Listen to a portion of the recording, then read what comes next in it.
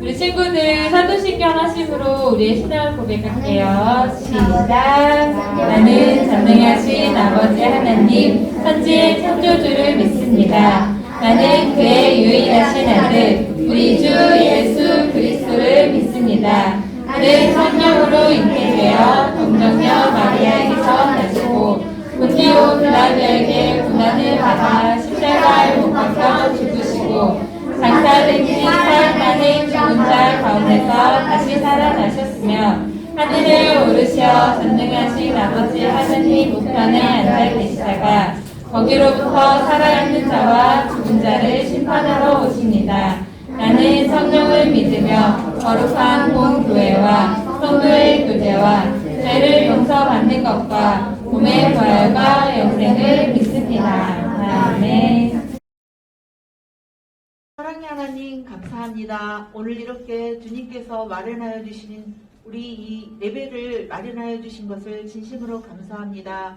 하나님 아버지, 코로나 때문에 우리 친구들 얼굴도 제대로 못 보고 언니 오빠들을 먼저 4학년으로 올려 보냈습니다. 그리고 우리 친구 유치부에서 올라온 친구들도 있습니다. 하나님 아버지, 1년 동안 또 우리 친구들과 서로 얼굴을 잘 익히고 언니 오빠들 잘 따르고 동생을 잘 이끌어주는 사람들이 되게 하여 주시고 우리 친구들 건강하게 하여 주시옵소서.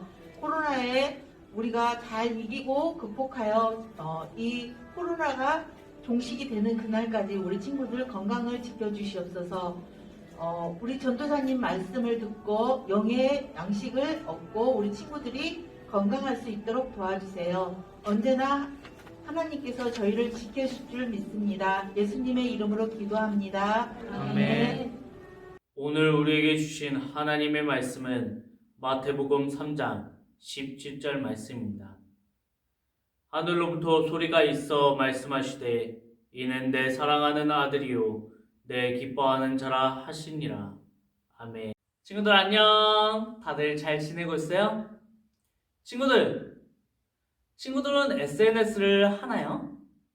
요즘 사람들은 페이스북, 인스타, 틱톡 등 여러 가지의 SNS로 소식과 소통을 나눠요. SNS에 소식이 올라왔어요. 함께 볼까요? 땡땡땡의 동생이 유아 세례를 받았나 봐요. 샵, 내 동생. 샵, 유아 세례. 샵, 울지 마. 샵, 귀여워. 세례 요한도 색을 올렸네요. 무슨 일이 있었나 봐요. 해시태그를 읽어볼까요? 샵, 요단강. 샵, 대박사건. 샵, 손이 덜덜덜. 샵, 성령이 비둘기처럼. 샵, 하늘에서 소리나. 샵, 사랑하는 아들. 샵, 기뻐하는 자. 샵, 축하해요 예수님. 요단강에 도대체 무슨 일이 있었는지 우리 함께 살펴볼까요? 세례 요한이 유대 광야에서 외쳤어요. 회개하라! 천국이 가까이 왔다! 사람들은 요단강으로 나아와 자기들의 죄를 회개하고 요한에게 세례를 받았어요. 어느 날 예수님이 요한에게 세례를 받기 위해 오셨어요.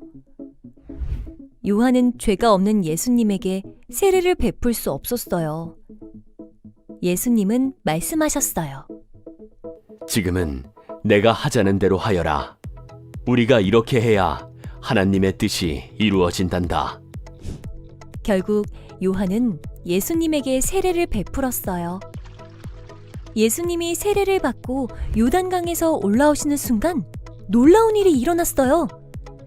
하늘이 활짝 열리고 성령님이 비둘기 모양으로 내려오셨어요. 그리고 하나님 아버지의 음성이 들렸어요. 이는 나의 사랑하는 아들이다. 내가 기뻐하는 아들이다. 요단강에 있던 모든 사람들이 하나님의 음성을 들었어요. 그곳에 있던 사람들은 예수님이 하나님의 아들인 것을 알게 되었지요. 우리도 예수님이 하나님의 아들이신 것을 믿고 고백해요. 요한은 이스라엘의 선지자였어요. 그는 유대 광야에서 하나님의 말씀을 전파했죠. 낙타털 옷을 입고요. 가죽띠를 허리에 띠고 석청과 메뚜기를 먹어가며 외쳤어요. 여러분 회개하세요. 천국이 가까이 왔어요. 그 소리를 들은 예루살렘과 온 유대와 유단강 근처에 있는 사람들이 나와서 회개했어요. 하나님께 용서를 빌고 다시는 죄를 짓지 않겠다고 하나님 앞에 다짐하고 물로 죄를 씻었죠. 이것이 세례예요. 세례는 물로 죄를 씻고 하나님 앞에서 새 사람이 되었다는 것을 의미해요. 요한이 사람들에게 물로 세례를 주는 일을 했기 때문에 사람들은 요한을 세례 요한이라고 불렀어요. 세례 요한은 평소처럼 큰 소리로 외쳤어요. 여러분, 하나님 앞에서 회개하고 하나님께서 기뻐하시는 삶을 사세요. 그때 뚜벅뚜벅 한 청년이 요단강으로 걸어왔어요. 아무도 이스라엘의 시골 갈릴리에서 온 이 청년에게 관심이 없었어요. 그렇지만 세례 요한은 한눈에 그를 알아보았어요. 도대체 이 청년이 누구길래 요한이 알아본 걸까요? 바로 예수님이에요. 예수님께서 세례를 받기 위해 요단강으로 오신 거였어요. 친구들, 세례가 뭐라고 했죠? 물로 죄를 씻고 하나님 앞에 새 사람이 되는 거예요. 그럼 예수님은 세례를 받아야 하나요? 죄가 없으신 예수님은 세례를 받으실 필요가 없었어요. 그걸 알고 있는 세례 요한은 손사래를 치며 말했어요. 안 됩니다. 오히려 제가 선생님께 세례를 받아야죠. 감히 제가 어떻게 선생님에게 세례를 베풀겠습니까? 예수님은 따뜻한 미소를 지으며 말씀하셨어요. 이 모든 것을 허락해라. 우리가 이렇게 해서 모든 의를 이루는 것이 옳다. 요한은 예수님의 말씀대로 세례를 베풀기로 했어요. 예수님은 죄가 없으신 분이시지만 하나님의 의를 위하여 세례 요한에게 세례를 받으셨어요. 그런데 그 순간 놀라운 일이 일어났어요. 하늘이 활짝 열리며 하나님의 성령이 비둘기같이 내려와 예수님 위에 머무르셨어요. 그리고 하늘에서 소리가 들렸는데 우리 다 같이 읽어볼까요? 이는 내 사랑하는 아들이요 내 기뻐하는 자라.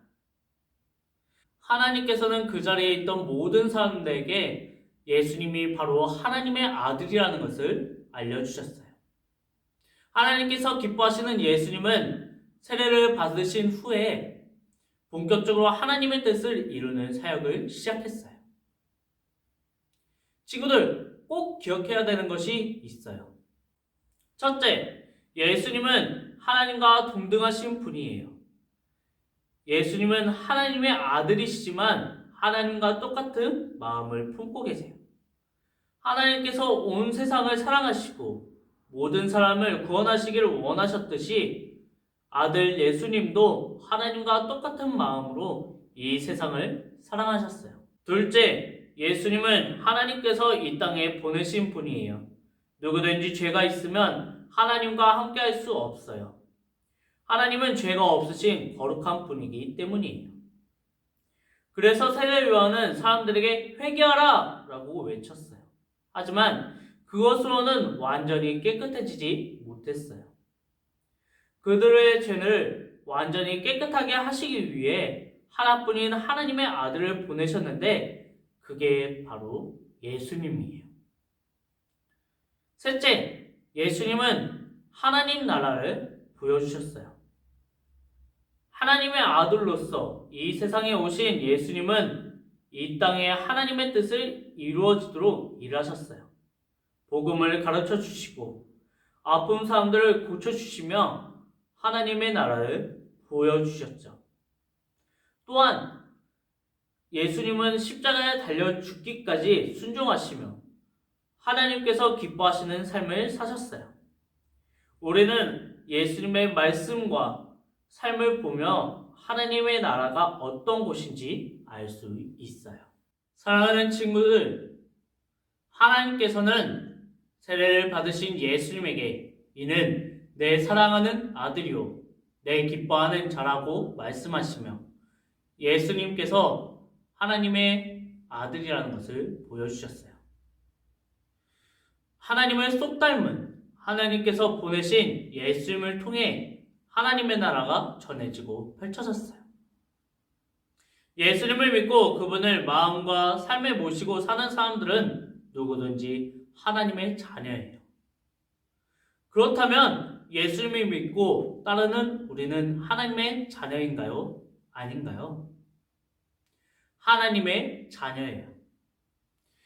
하나님의 아들이신 예수님이 하나님의 말씀에 순종하며 하나님께서 기뻐하시는 일을 하셨던 것처럼 하나님의 자녀인 우리도 그래야 해요. 하나님의 아들신 예수님처럼 날마다 하나님을 닮아가고 우리를 보내주신 하나님의 마음을 기억하며 삶 속에서 하나님의 나라를 만들어가는 하나님의 자녀가 되길 바라요. 기도하겠습니다.